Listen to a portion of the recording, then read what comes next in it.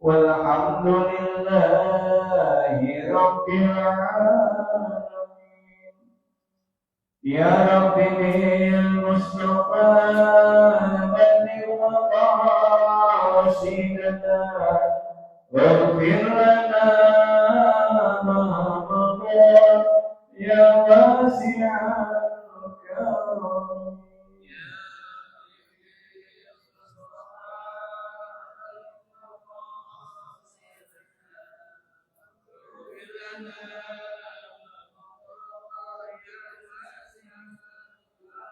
يا أكرم الخلق باري من أعوذ به سواك عند طلوع الحادث العامين.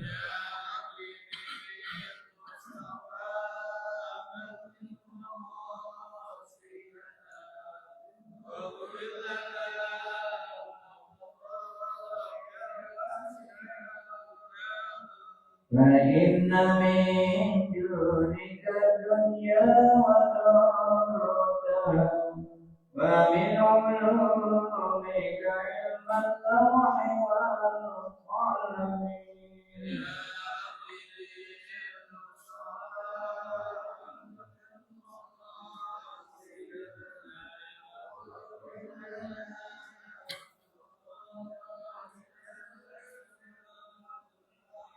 بشرى لنا معشر الإسلام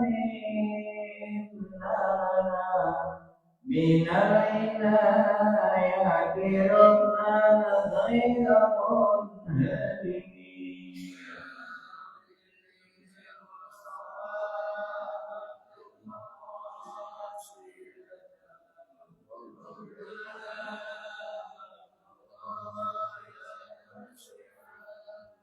والليل قال رسول الله جاءوك به إذ الكريم تجلى باسم منتقم.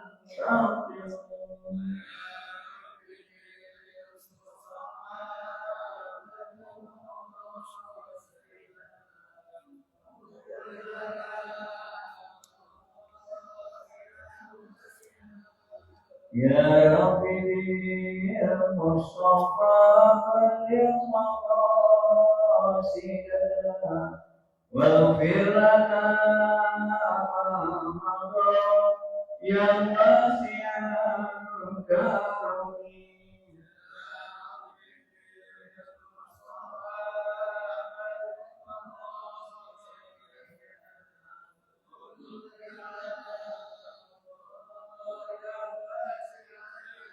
اللهم صل وسلم وبارك عليه وعلى آله. السلام عليكم ورحمة الله وبركاته. الفاتحة إلى حضرة النبي المصطفى محمد صلى الله عليه وسلم، ثم إلى أرواح آبائه وإخوانه من الأنبياء والمرسلين وآل كل منهم والصحابة أجمعين والتابعين لهم بإحسان إلى يوم الدين، ثم إلى أرواح الأولياء والشهداء والصالحين والعلماء العاملين أينما كانوا مشارق أرضنا ومغاربها، ثم إلى أرواح مشايخنا ومعلمينا ويعيد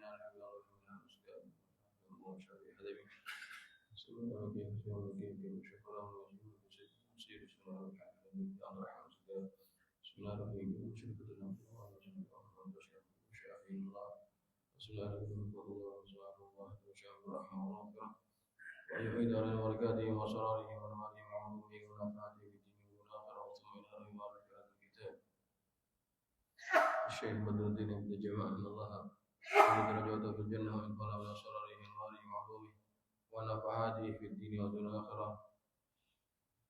وعلى نية الله يفتح علينا فتوح العارفين ويفقهنا في الدين ويرزقنا كمال الإخلاص واليقين، وعلى كل نية صالحة وإلى حضرة النبي المصطفى محمد صلى الله عليه وسلم. الفاتحة.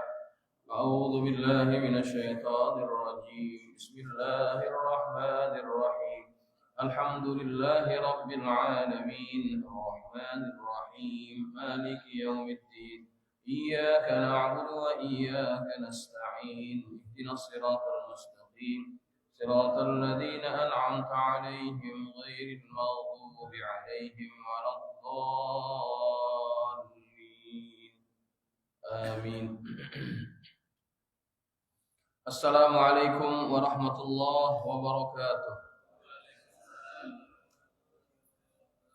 الحمد لله رب العالمين وبه نستعين على أمور الدنيا والدين والصلاة والسلام على أشرف المرسلين سيدنا محمد وعلى آله وأصحابه أجمعين. سبحانك لا علم لنا إلا ما علمتنا إنك أنت العليم الحكيم. رب اشرح لي صدري ويسر لي أمري واحلل عقدة من لساني يفقهوا قولي. أما بعد فإن أصدق الحديث كتاب الله تعالى وخير الهدي هدي محمد صلى الله عليه وسلم وشر الأمور محدثاتها وكل محدثة بدعة وكل بدعة ضلالة وكل ضلالة في النار. Hadirin jamaah Masjid Jami' An-Nur yang dirahmati Allah, alhamdulillah kita panjatkan syukur kehadirat Allah Subhanahu wa taala yang mengumpulkan kita di majelis ini dalam rangka kita menuntut ilmu, yang mudah-mudahan usaha kita datang ke tempat ini Allah karuniakan kita semua ilmu yang bermanfaat. Langkah kaki kita yang kita langkahkan ke tempat ini Allah gugurkan dosa-dosa kita, dan mudah-mudahan kita yang berada di majelis ini senantiasa mendapatkan cucuran rahmat dari Allah Subhanahu wa taala. Amin ya rabbal alamin. Hadirin jemaah yang dirahmati Allah, kita akan meneruskan pengajian kitab Tadhkiratus Sami' wal Mutakallim, masih dalam bab yang ketiga, fi adabil muta'allim. Kita masih dalam adab yang ketujuh ya, kalau nggak salah. Adab yang ketujuh.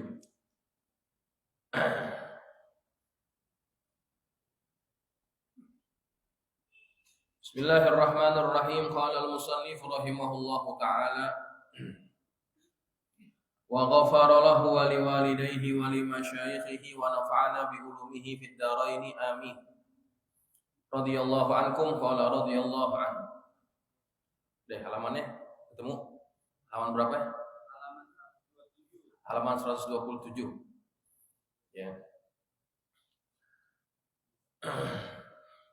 Wala yuqimu ahadan min majlisihi aw yudahimuhu qasdan. Di antara adab ketika berada di majelis ilmu adalah janganlah membangunkan seseorang dari majelisnya atau mendesaknya dengan sengaja. Jadi maksudnya kalau kita berada di majelis, datang ke satu majelis, kita suruh orang bangun biar kita duduk di situ, nggak boleh. Bangun loh, nih. Nah baru kemarin sore duduk di sini, belakang, nggak boleh. Nyuruh orang bangun agar kita duduk di situ nggak boleh. Ya. Fa in atharahul ghairu majlisahu lam yaqbalhu. Seandainya ada orang lain yang memberikan kesempatan dia ataupun mempersilahkan dia untuk duduk di majelis itu atau di tempatnya, falam yaqbalhu, maka jangan diterima. Illa ayyakuna fi dzalika maslahatun ya'rifuhal qaumu wa yantafi'una biha. Kecuali jika memang dalam hal itu ada maslahatnya, ada manfaatnya yang diketahui oleh orang-orang, yang mereka bisa memanfaatkan dengan keadaan itu. Min bahthihi ma'asy-syaikhi liqurbihi minhu. Misalkan karena kalau misalkan orang ini dekat dengan guru, maka dia bermaslahat, mempunyai kemanfaatan bagi pembahasan yang sedang dilaksanakan, ya. Min bahthihi ma'asy-syaikhi liqurbihi minhu. Ya, misalkan begitu. Kalau misalkan jauh, gurunya kan mungkin agak susah untuk berbahas dengan beliau. Kalau seandainya orang ini dekat, maka guru akan lebih mudah misalkan dalam hal perbahasan itu. Ya. Kalau seandainya ada manfaat itu, ada manfaat itu, kemudian kita disuruh maju ke depan, disuruh hadir duduk di depan misalkan, maka itu tidak ada masalah. Kalau ada manfaatnya. Tapi kalau kita bukan siapa-siapa, dekat sama guru nggak bawa manfaat, jauh juga nggak ada manfaat buat majelis itu, maka sebaiknya kita tidak memaksakan diri. Kalaupun ada orang yang memberikan kesempatan kita untuk duduk, kita nggak usah terima. Gitu, ya. Itu adabnya. Au likaunihi kabiras sinni. Atau misalkan keadaan orang itu adalah orang yang berusia, yang sudah agak lebih tua. Au katsiral fadilati awis wassalah. Atau misalkan orang itu adalah orang yang mempunyai banyak keutamaan dan lebih utama, lebih soleh. Nggak apa-apa, misalkan orang itu udah tua, kita yang muda kasih kesempatan yang agak tua untuk lebih dekat dengan syekh, gitu ya. Kabiras rasin atau katsiral fadilah. Katsiral fadilah adalah yang memiliki keutamaan. Walaupun usianya muda, tapi misalkan dia berilmu, kasih kesempatan dia untuk di depan atau dekat dengan guru. Itu adabnya. Karena Sayyidina Umar ibn Khattab, beliau itu mempunyai beberapa orang penasehat. Di antara penasehatnya Umar ibn Khattab adalah anak muda. Anak muda, masih muda. Tapi diberikan kesempatan jadi penasehat karena ilmunya. Makanya kalau ada anak muda yang alim, yang pintar, nggak apa-apa kalau misalkan kita berikan kesempatan, berikan tempat duduk itu kepada dia, karena keutamaan itu tidak ada masalah, ya. Bahkan dianjurkan seperti itu. Kemudian wala yanbaghi li ahadin ay yu'thira bi qurbihi minasy-syaikhi illa liman huwa aula bidzalika li sinnihi aw ilmihi aw salahihi. Dan tidaklah harus dan tidak sepatutnya bagi seorang pun mengutamakan orang lain untuk dekat kepada syekh kecuali orang itu lebih utama darinya. Lebih utama orang itu adalah orang yang lebih utama dengan yang demikian tersebut. Karena apanya? Karena sinnihi, karena usianya, au ilmihi, atau karena ilmunya, au salahihi, atau karena kesolehannya. Jadi ingat ya, kata pengarang kitab, kita nggak perlu mengutamakan orang lebih daripada kita kecuali karena 3 alasan.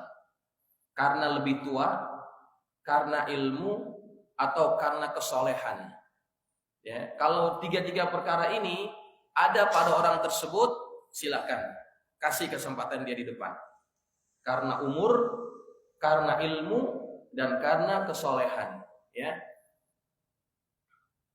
kita nggak usah, kalau dia nggak punya kelebihan yang 3 tadi, nggak usah kita belaga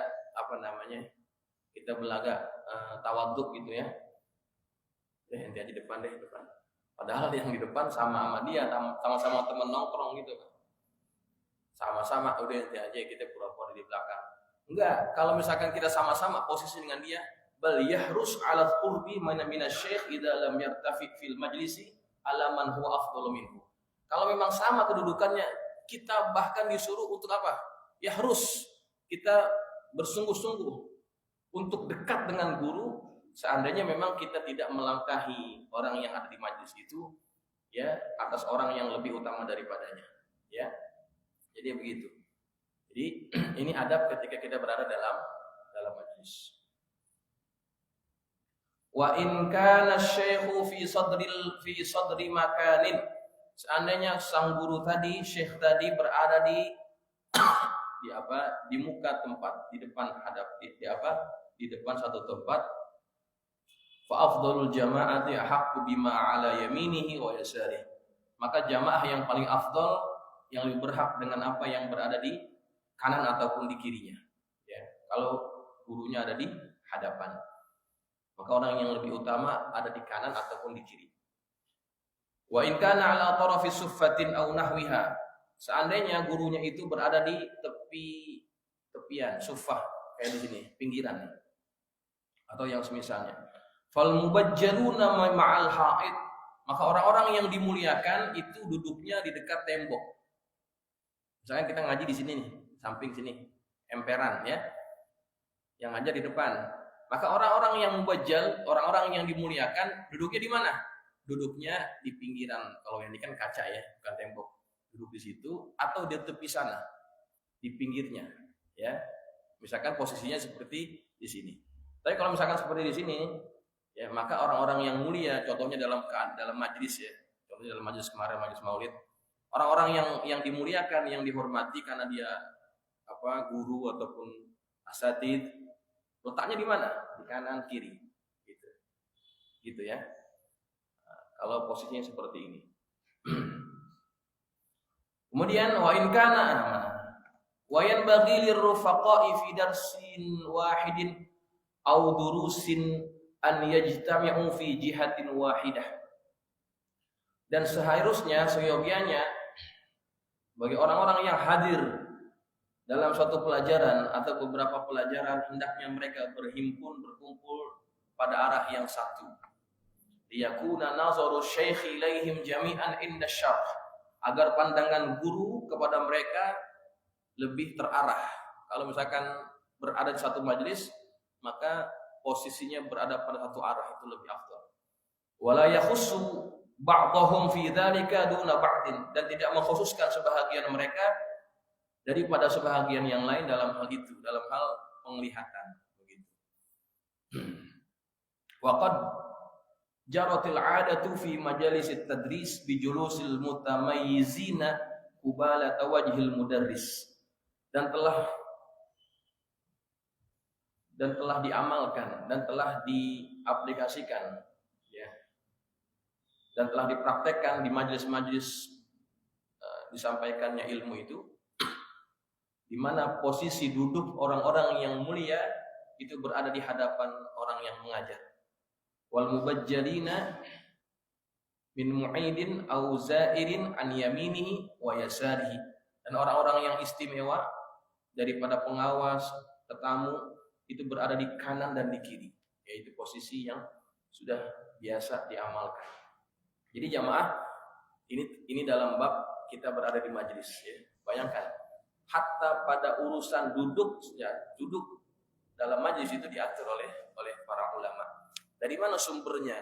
Ini dari kebiasaan Rasulullah SAW kalau ngumpul dengan sahabat, itu orang-orang yang dekat dengan beliau itu adalah minal akabir, minas sahabah, orang-orang yang dianggap agung, besar di kalangan para sahabat ya.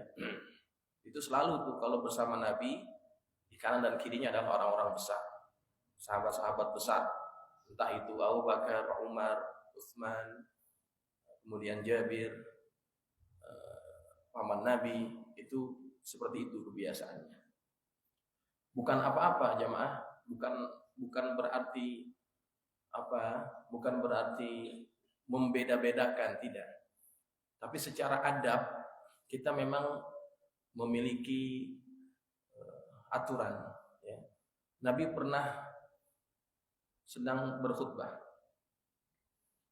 tiba-tiba ada seorang pemuka ataupun boleh dibilang pemimpin satu kaum, namanya Jarir bin Abdullah al-Bajali. Nabi sedang khutbah, Jarir datang nih. Majelisnya Rasulullah itu penuh. Dia nggak ada tempat buat mungkin agak susah untuk jadi tempat duduk. Nabi lemparin ininya, selendangnya, ridaknya, dilemparin. Duduk di atas sorban saya, coba. Dikasih itu sorban, duduk di atas sorban saya. Kalau Rasulullah sudah kasih sorban, berarti kan yang lain harus ngalah, ya kan? Sorban Nabi itu kan sesuatu yang sangat mulia. Nih, silakan duduk di atas sorban saya. Kemudian karena Jarir ini diberikan kesempatan, artinya Rasulullah memberikan keutamaan kepada beliau. Bukan karena membedakan, karena dia ini pemuka. Dia punya kemuliaan, fadl, ya, keutamaan. Maka dihormati, ya. Kemudian apakah pegel tuh Jarir bin Abdullah duduk di atas sorbannya Nabi? Enggak dong. Jadi diambil sorbannya, kemudian enggak duduk di situ. Cium sorban Nabi, dipeluk, dicium. Duduk di situ akhirnya. Nah, itu contoh bahwa dalam hadis diatur oleh Nabi seperti itu. Karena orang-orang mulia ini adalah orang-orang yang dimuliakan oleh orang-orang di kampungnya. Seandainya orang-orang kampungnya misalkan melihat ketua kampungnya, pemukanya dimuliakan, mereka akan lebih hormat kepada yang memuliakan tadi. Begitu. Oh, majikan saya, oh ketua kampung saya dihormati. Maka orang kampung akan hormat kepada Rasulullah. Ya, begitu. Begitu juga dengan beliau ini, tokoh ini, pemuka ini, ketika diberikan penghormatan, maka dia akan merasa Rasulullah itu perhatian dengan dia. Itu bisa mempunyai efek yang sangat dahsyat. Ketika dia merasa nyaman berada dekat dengan Rasulullah, karena Rasulullah memuliakan dia, menghormati dia, karena kedudukannya, karena posisinya, karena kemuliaannya tadi, dia akan mudah menjadi juru bicara yang baik kepada orang-orang di kampung. Gampang tuh kalau dia sudah terpaut hatinya dengan Rasulullah, dia bisa ngajak orang-orang kampung untuk beriman dengan Rasulullah SAW. Begitu. Ya. Jadi kita memuliakan orang-orang mulia itu bukan merupakan suatu diskriminasi, tidak. Itu merupakan sunnah, merupakan adab yang diajarkan oleh baginda Rasulullah SAW. Ya. Jadi begitu. Itulah strategi dakwah sebetulnya. Strategi dakwah. Orang yang punya kedudukan, kita patut dudukkan dia pada kedudukan yang pas, kedudukan yang mulia, begitu. Bukan berarti kita ngesor, ya kata orang Betawi, bukan berarti kita ngesor tentang pejabat, tentang punya kedudukan. Oh, begitu banget, nggak begitu Pak. Karena memang begitu aturan Rasulullah, ajaran Rasulullah seperti itu. Orang mulia harus dimuliakan. Baik. Contoh ya, ini yang kita biasa lihat di majelis maulid yang diadakan di Al-Afaf contoh. Al-Walid, Sayyidul Walid Al-Habib Ali bin Abdurrahman As-Segaf adalah orang yang dekat dengan semua kalangan, termasuk dengan para pejabat, dengan panglima, dengan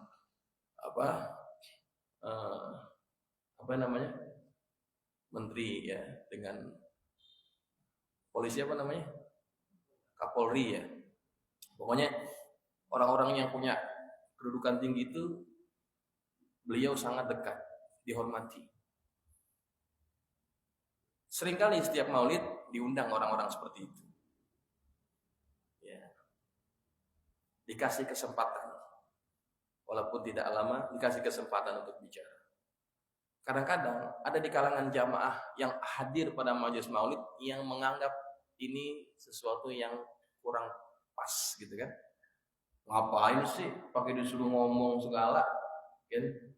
Ada nggak yang begitu? Jangan-jangan kita juga mikir begitu. Wah, nggak begini suruh ceramah, suruh ngomong. Ya, udah nggak usah ngomong kan gitu. Banyak orang yang ya nyinyir gitu ya.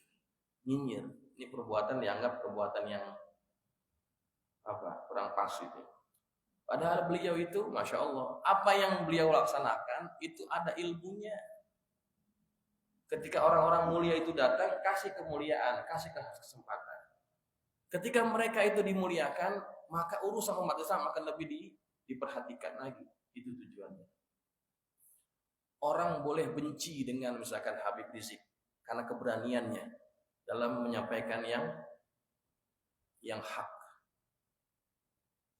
Tapi orang-orang itu nggak pakai segen, Pak. Nangkep Habib Rizik itu nggak segen. Tapi lain dengan Habib Ali.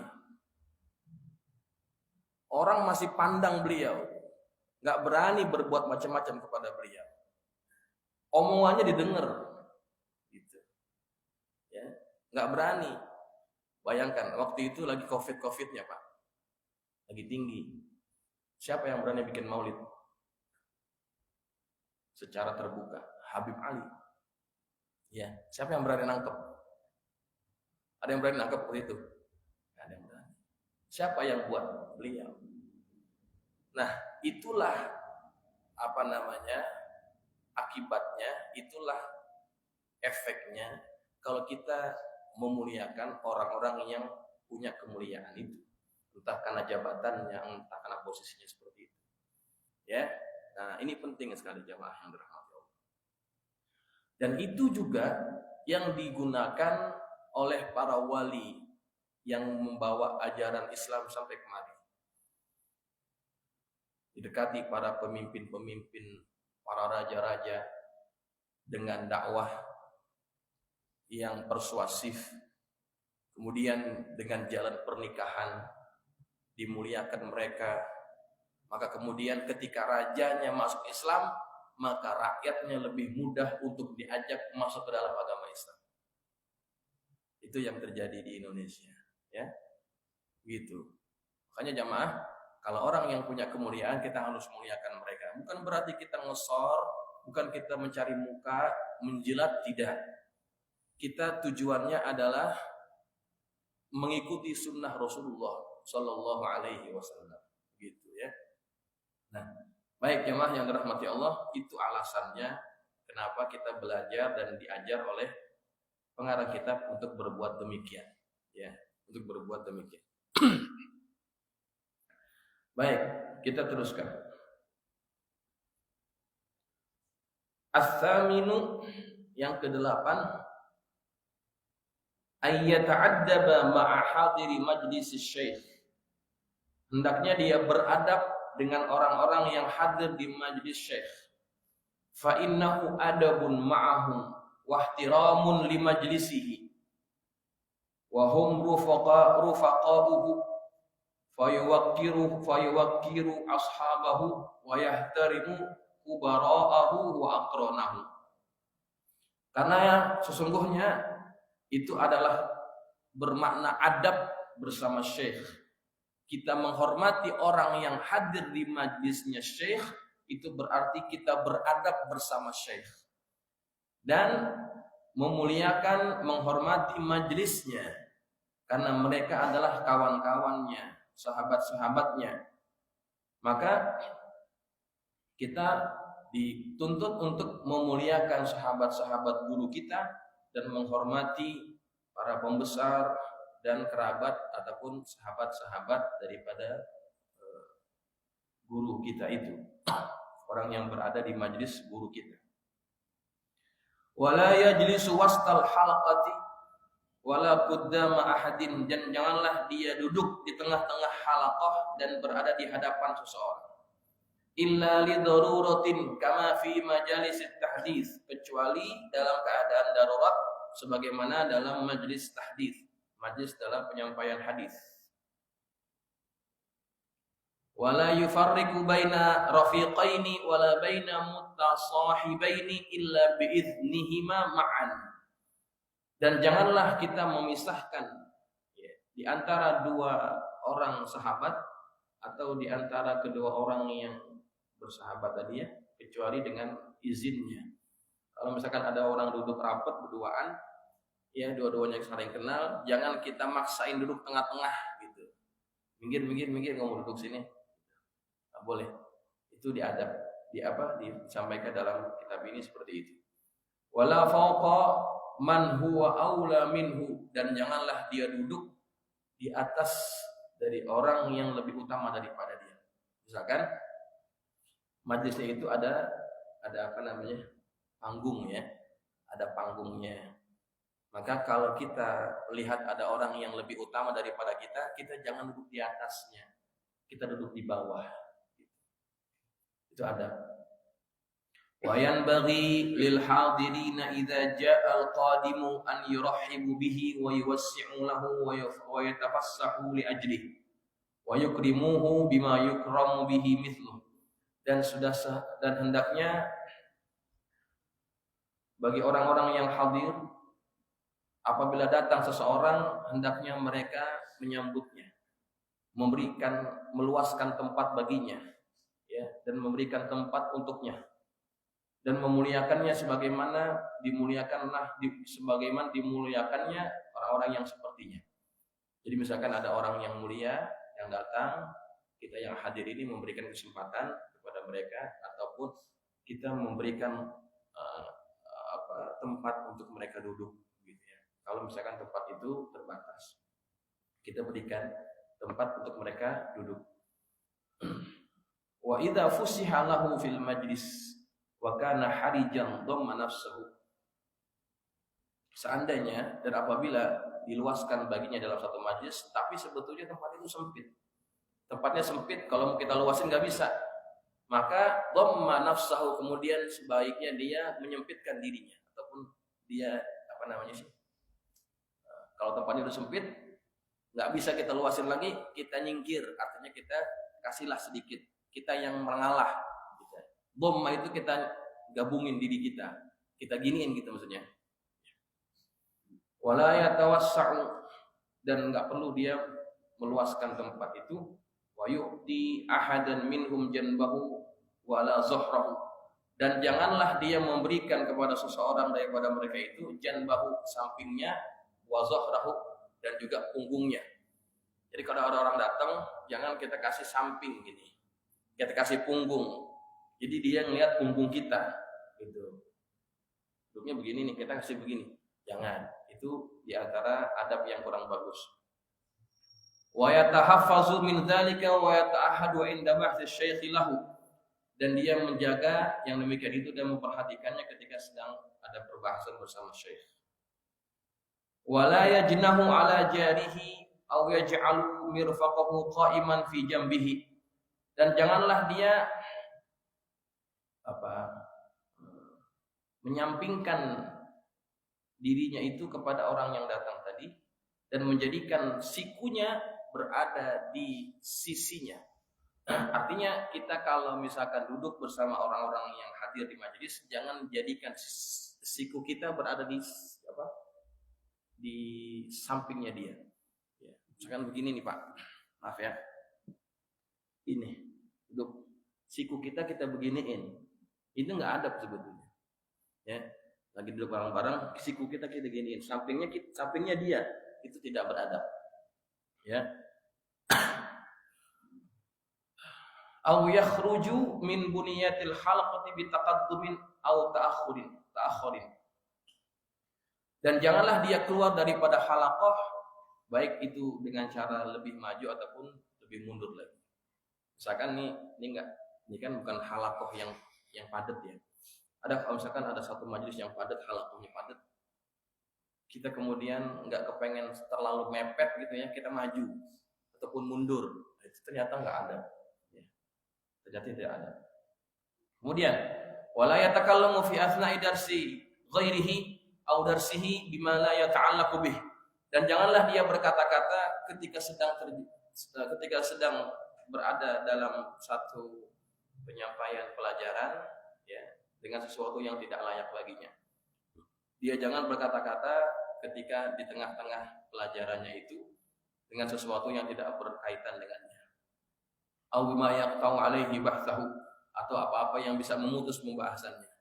Jadi maksudnya di antara adab kita ketika dalam majelis adalah kalau sedang berada dalam majelis jangan ngomong, jangan ngobrol, ya. Jangan ngobrol, itu sangat tidak beradab sekali. Bayangkan Pak, ini seringkali terjadi ya di majelis-majelis tertentu. Sekira di sini tidak ada orang yang lagi ngaji ngobrol. Tapi memang ada beberapa majelis di mana yang hadir itu ngobrol. Itu sangat tidak beradab sekali. Ya. Kalau misalkan kita yang jadi pengajar itu sangat terganggu ketika ada yang ngobrol ketika sedang berlangsung pengajian. Terganggu sekali. Bayangkan, itu berarti adalah sikap yang tidak menghargai orang yang sedang mengajar. Kalau kita lagi dengerin, kemudian guru kita lagi ngajarin, kemudian kita ngobrol, itu sangat tidak beradab sekali. Tidak menghargainya. Gambarannya seperti ini. Guru kami, ya, Syekh Nuruddin Marbu, dia sangat parah tuh, sangat parah. Kalau misalkan ada orang lagi ngaji, jangankan ngobrol, main handphone aja dia marah, diusir tuh, diusir. Dia buat perumpamaan, beliau buat perumpamaan, kalau orang lagi main bola, lagi sedang berlangsung pertandingan bola, ada nggak orang yang main bola dia megang handphone? Ada nggak? Gak mungkin ada. Kenapa gak megang handphone? Karena mereka sedang fokus.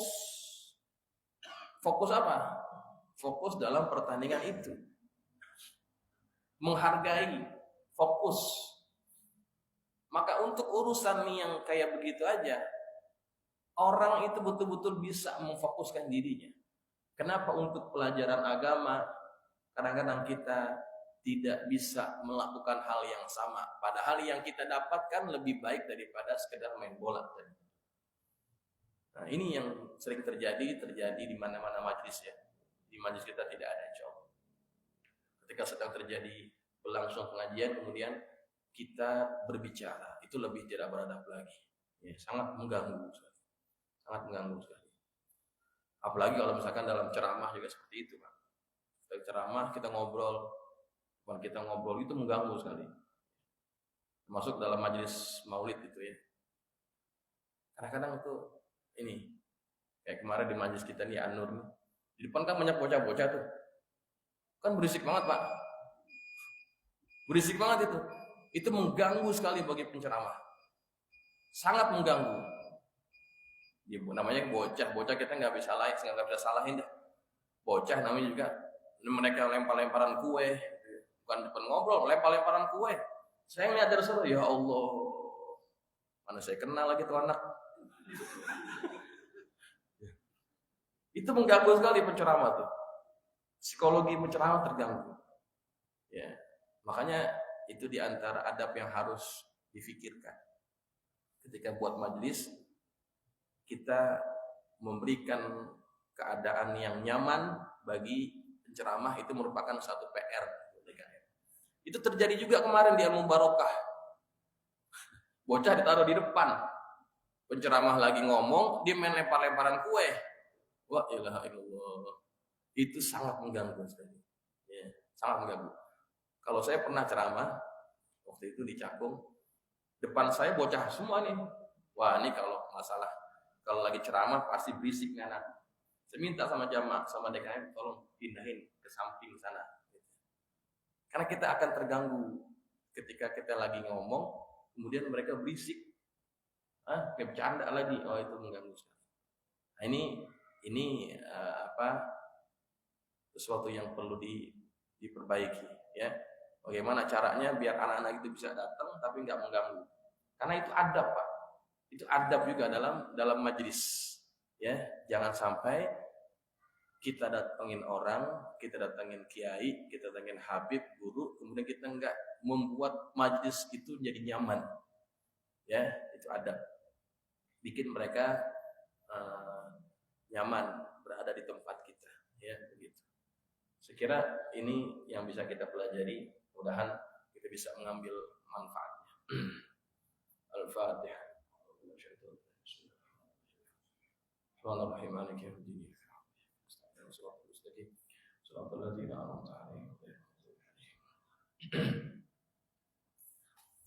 Bismillahirrahmanirrahim. Bismillahirrahmanirrahim. Alhamdulillahirabbil alamin. Allahumma shalli ala sayyidina Muhammadin wa ala sayyidina Muhammad. Allahumma anfa'na bima 'allamtana wa allimna ma yanfa'una. Allahumma zidna wa la tanqusna wa akrimna wa la tuhinna wa 'afina wa la tahrimna wa athirna wa la tu'thir 'alaina wa ardina warḍ 'anna. Allahumma inna nas'aluka bihaqqi Fatimah wa abiha wa ba'liha wa baniha iftah 'alaina وعلى أولادنا وتلاميذنا فتوح العارفين فقهنا وإياهم في الدين وارزقنا كمال الإخلاص واليقين اللهم ارزقنا فهم النبيين وحفظ المرسلين وإلهام الملائكة المقربين برحمتك يا أرحم الراحمين اللهم اجعلنا من الذين يستمعون القول فيتبعون أحسنه صلى الله على سيدنا محمد وعلى آله وصحبه وسلم والحمد لله رب العالمين. السلام عليكم ورحمة الله وبركاته.